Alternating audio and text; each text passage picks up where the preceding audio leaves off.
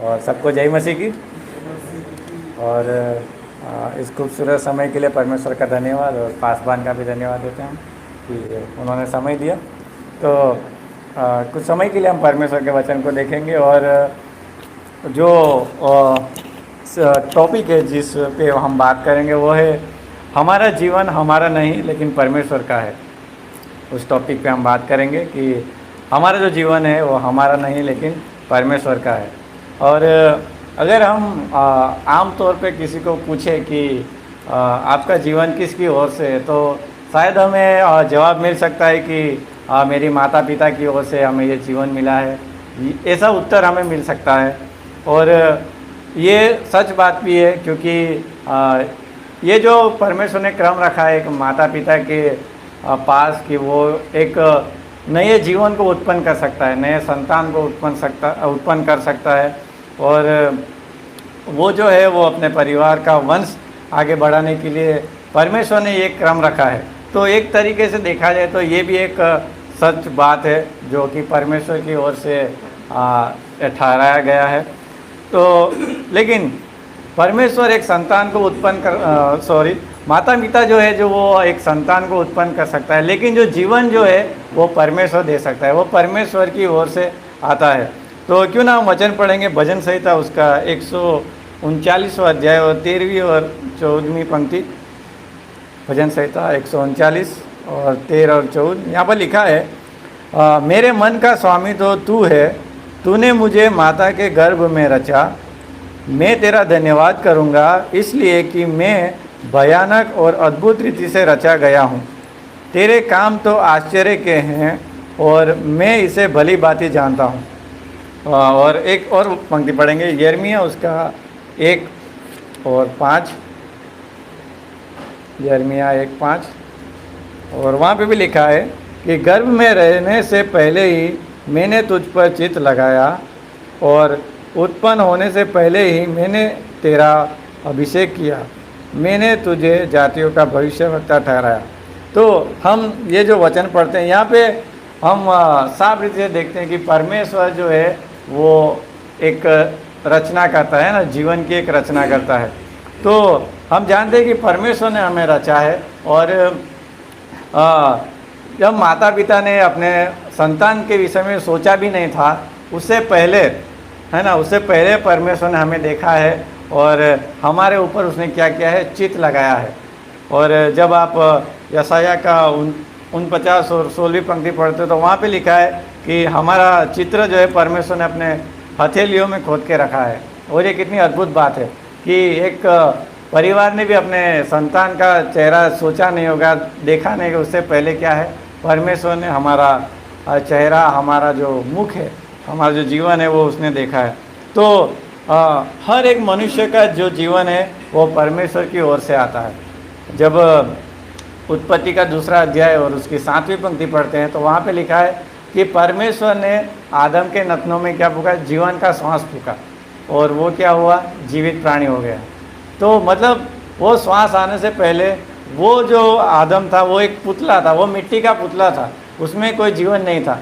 लेकिन जैसे ही परमेश्वर ने उसके अंदर श्वास फूका तो वो क्या हुआ, जीवित प्राणी हो गया।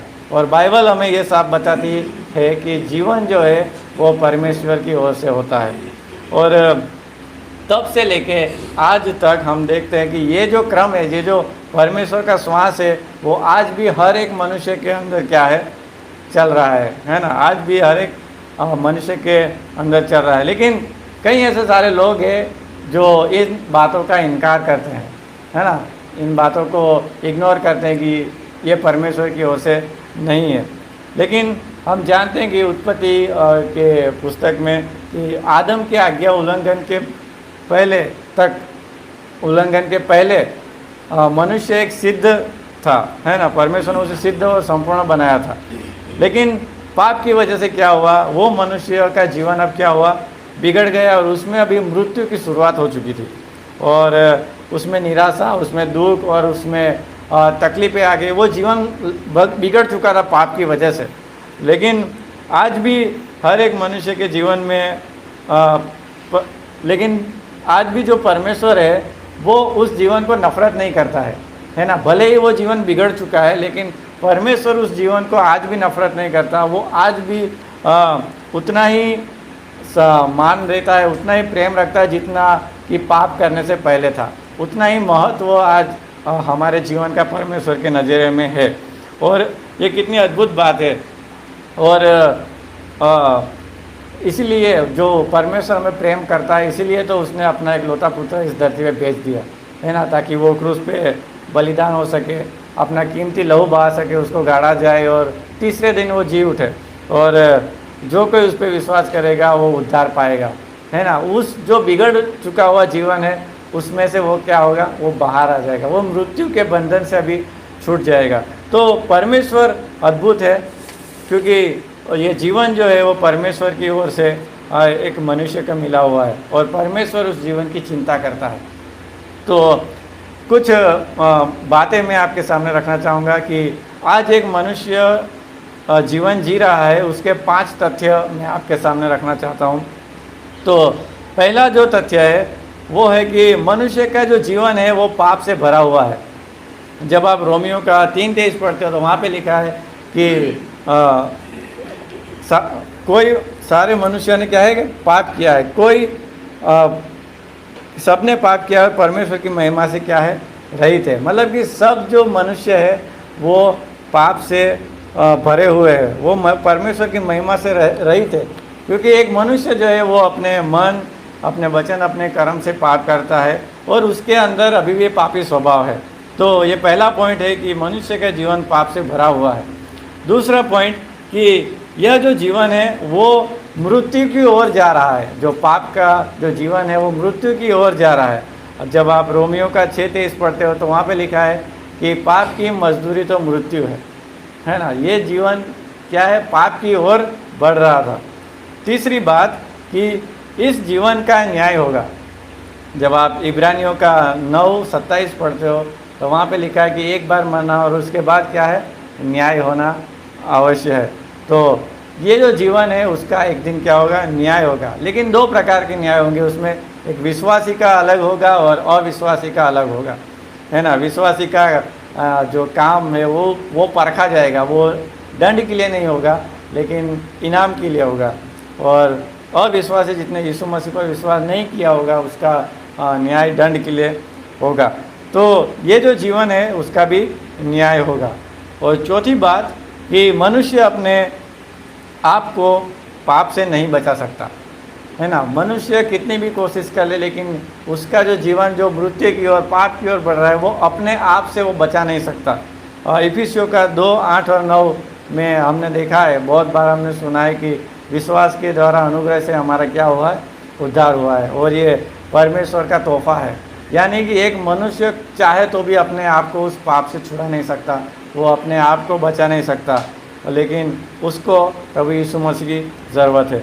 और 5वां पॉइंट कि इस जीवन की एक ही आशा है और वो है प्रभु यीशु मसीह, है ना। यूहन्ना का 14:6 में लिखा है कि मार्ग, सत्य और जीवन मैं हूँ। और प्रेरितों का 4:12 में लिखा है कि स्वर्ग और पृथ्वी के बीच में ऐसा कोई नाम नहीं जिसके द्वारा हम उद्धार पाए, सिर्फ यीशु मसीह के नाम के बगैर, है ना। तो क्योंकि प्रभु यीशु मसीह वो हमारे लिए एक अद्भुत और पवित्र बलिदान बन के इस धरती पर आया था।